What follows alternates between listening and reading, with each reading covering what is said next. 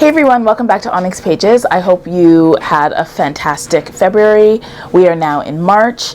Thank you very much to those of you who have subscribed to the channel in the past couple of months. It's great to see you here. Please introduce yourselves in the comments. In this video, I'm going to tell you about two books that I am currently reading. I hope you enjoy it.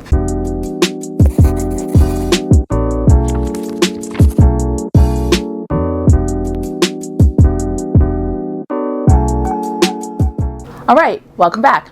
So as I mentioned last month, I am still reading The Best of All Possible Worlds by Karen Lord, who is an author born in Barbados. I think she's born in Barbados, but she's definitely Bayesian.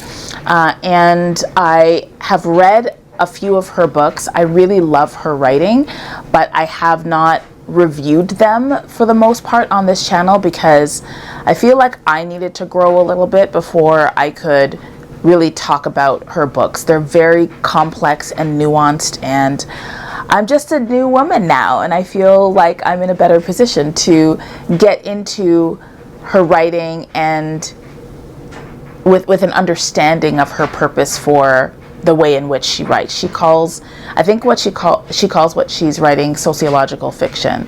And I think that that's fair because her writing really gets into the ways in which societies are formed, how communities interact with each other, how different types of beings interact with each other. And that's exactly what's happening in The Best of All Possible Worlds.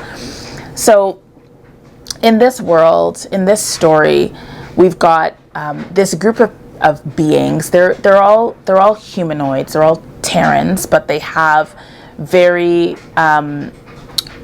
very different levels of, I guess, evolution, right? So we've got this group called the Sidiri, and the Sidiri are, I guess, the nearest like sort of character that we would have seen in pop culture would be the Vulcans in Star Trek. So the Sidiri are psychologically advanced. They're very intellectual. They pride themselves on not like succumbing to their emotions or looking very emotional. They also consider themselves to be indestructible and superior. And so this highly evolved group of humans find themselves in a situation where their community, their planet is completely destroyed in this act of violence by another group of humanoids. And only a few of them survive. And so they have to travel to another planet called Cygnus Beta. And the Sidiri have to figure out where they are going to settle. So where all the people who survived can settle. And the majority are men.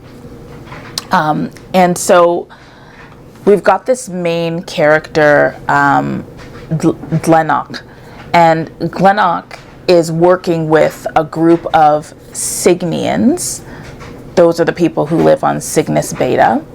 They're also humanoid, but they're not considered, the Sidiri don't consider them as advanced. And he's part of this crew that includes a pilot and doctors and scientists and sociologists. And they're going around Cygnus Beta to all of these different homesteads of communities that share genetic traits with the Sidiri, and it's called they have Ta Sidiri traits. So they're going around to find out where can the group of survivors settle, right? Are they going to settle in this place called New Sidira, and are they going to bring people from other homesteads to live with them so they can procreate and they can revitalize and rebuild their people? Or are they going to go to the homesteads and integrate? How are they going to move on from this disaster? So in this story, The Best of All Possible, I hope I'm explaining this.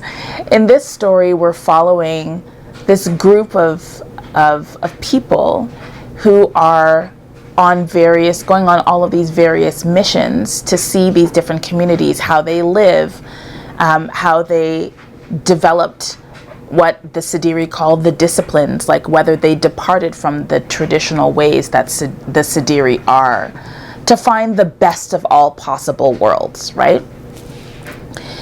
So that's what's happening sort of in the background. We're following this crew. And it's got sort of like a space opera vibe. Like they're not in space necessarily, but they are traveling from place to place on Cygnus Beta. I'm pretty sure they're all on the same, they're not leaving the planet, but I could be wrong about that. So what do I like about what I'm reading so far? This is the third or fourth time I've read this story. And I love the search for home. I love that.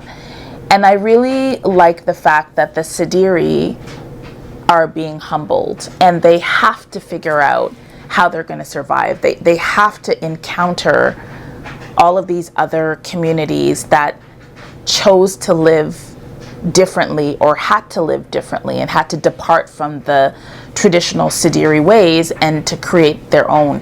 And as we go and see these other communities, we see what happens after generations and generations and generations of change, right? And the Sidiri have to reckon with what they believe and what they feel about these communities that share their genetics but are very different. So let me just pause for a moment, because one of the things that this story has me thinking about that I did not think about the first several times I read it was that this very much reminds me about, or at least the themes that are coming up in this story very much have me thinking about being a member of the African diaspora. That I live in Canada. My parents immigrated from Trinidad to Canada. And we believe that my people, my lineage, ended up in Trinidad, maybe not as a first stop, but as a direct result of the transatlantic slave trade. So my ancestors were enslaved, and so they were stolen from the continent of Africa against their will, settled in the Caribbean as part of the transatlantic slave trade. And then my parents chose to immigrate to Canada. And so the conversations that are happening between the Sidiri and all of these other communities that share genetics but have chosen to live their lives and have had to live their lives in different ways, it kind of reminds me of some of the conversations that we're having. Some will call it the diaspora wars, but the conversations that we have when people of African descent communicate with continental Africans who never left the continent, and have to sort of deal with what happens when generations of your African lineage have been spent in the UK or in Asia or in other parts of Europe or in North America, whether it's the US, whether it's Canada or other islands off of the US.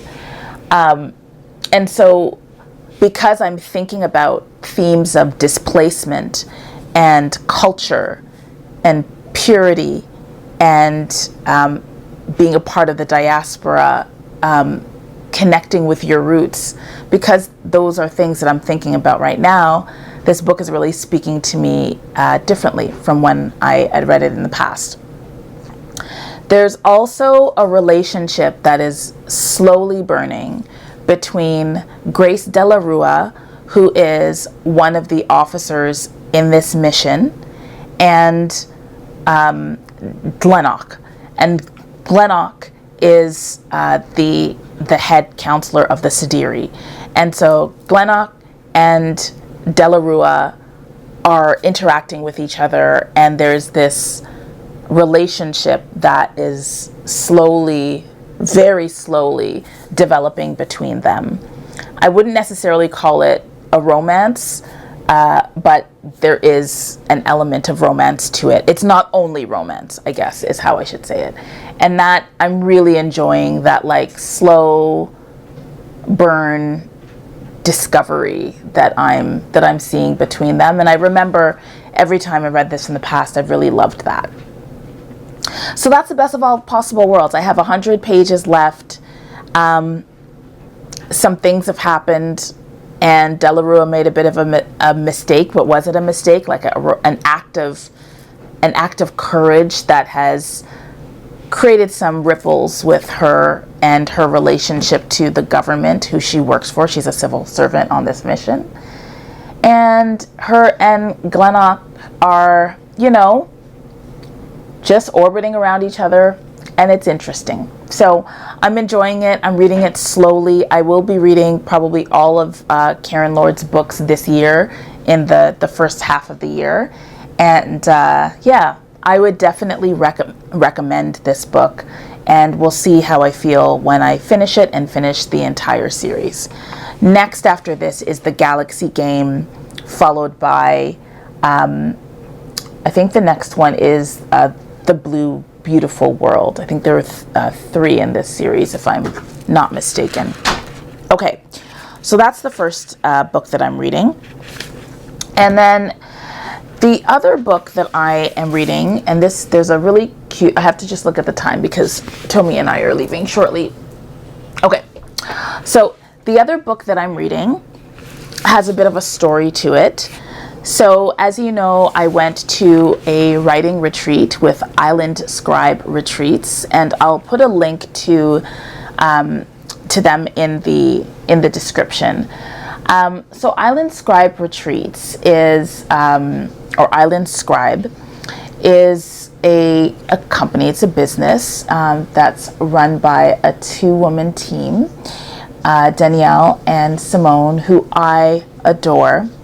I adore both of them. Simone is a writer, and I don't remember how I was introduced to Island Scribe, but Simone facilitates these writing retreats in the Caribbean, and I've been to one in Dominica and one in Barbados. It's for women of color, it's gender inclusive, and it's a fantastic time. So Chanel is our official guide. Let's go! And Victor is our driver. Keeping us alive on the road. Yes, Victor! So enjoy the ride, ask the questions. So if you are a writer or interested in writing in the Caribbean with other women of color, you should definitely check it out. And I'm happy to connect offline and give you my reviews. It was wonderful, and I will go again in 2027.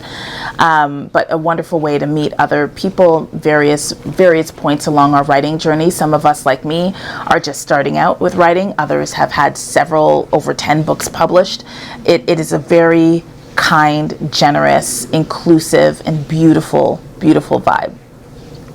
So one of the things so thank you, Simone. I love you. I love you, Danielle. Are you going to be okay without us? No? Bye. You don't want to come? No? So one of the things that we do when we're on retreat is we take a moment to have like an interaction with the place that we're in, the literary history of the place that we're in. And when we were in Barbados, we went to a place called Fresh Milk. And if I have some pictures, I'll put them up. But while we were at Fresh Milk, we were in a very small library, and that library had like books that were like books from the Caribbean that probably don't exist anywhere else in the world. And we were able to flip through those books. Some were very, very, very, very, very old. Some were new.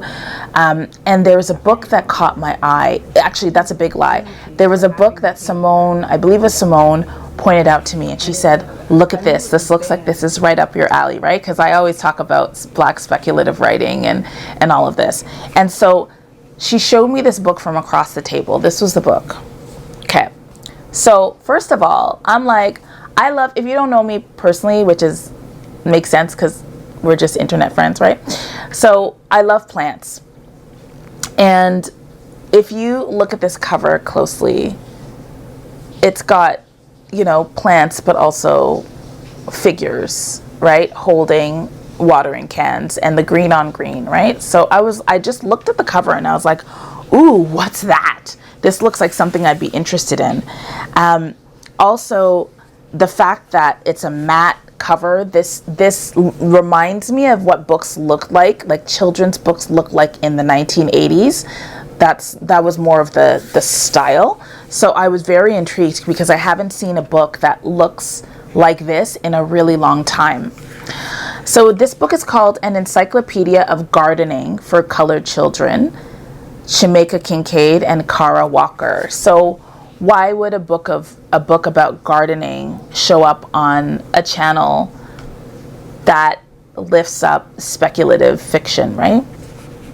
So I looked at it, I opened it up, and I saw there were these beautiful illustrations, right? And these illustrations had something like whimsical about them. Slightly, some a little scary, some layered, right? And I was like, what is this book about? I don't understand, right? So as I flipped through it, I was like, you know what? This feels like Afro-surrealism, right? So I'm going to read this to you, the back. A unique collaboration from two of America's leading artists that explores the fascinating and hidden history of the plant world. In this witty, deeply original book, the renowned novelist Jamaica Kincaid offers an ABC of the plants that define our world and reveals the often brutal history behind them. Kara Walker, one of America's greatest visual artists, illustrates each entry with provocative, brilliant, enthralling, many-layered watercolors. My favorite style of painting is watercolor. There has never been a book like Encyclopedia of Gardening for Colored Children, so inventive and surprising about what our gardens reveal. Now, Jamaica Kincaid was born in St. John's, Antigua. Her books include At the Bottom of the River and Annie John, Lucy, the autobiography of my mother, my brother, Mr. Potter, and See, Now, Then, and she lives in Vermont. Kara Walker is best known for her candid investigation of race, gender, sexuality, and violence through silhouetted figures. She was awarded a MacArthur Fellowship in '97 and the United States Artist Fellowship in 2008. Her work can be found in museums throughout the world, including the Guggenheim, MoMA, the Metropolitan Museum of Art, and the Tate Modern. She lives in New York. And so I really wanted to pick this up. I recently acquired it earlier this year, and I have been reading it page by page every night. And because this is a shorter book, it basically goes from A to Z, but some letters are repeated. So there's like A, B, C, D, E, F, F. I love it. It feels, there's something surreal about the ways gardens are portrayed in this. Yeah, like I'm super excited about it. Very, very excited about it. So that is the other book that I'm currently reading. I expect that I will have these two done within a week or so. I'm leaning into slow reading right now because I have a lot going on, and slow reading is a really nice opportunity to kind of escape into another world, if you will, while life unfolds as she does. All right, so that's what I'm currently reading. I hope that you enjoyed this video. If you've watched it all the way to the end, I would love something space-oriented beside something garden-oriented.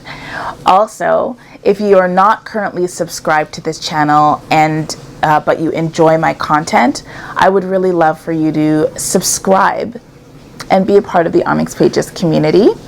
Please also comment on this video. I love receiving emojis. That's wonderful. I really enjoy interacting with people in the comments, and I want to thank those of you who have been interacting in the comments video after video. It's nice to get to know you. It's nice to respond to your questions and to see what you're thinking as well. And my favorite thing in the world, as I've said before, are cascading comments. That's when you comment as you watch the video. So you use a timestamp and then you just comment based on what I've just said. And then you respond to yourself, you reply to yourself, which creates a cascade of comments. And then I go in and I respond to each thing. I really like that. It kind of feels like a bit of a conversation, even though we're in this format. So remember to read with purpose. Thank you very much for watching this video, and I will see you as the pink series continues. Take care, everyone.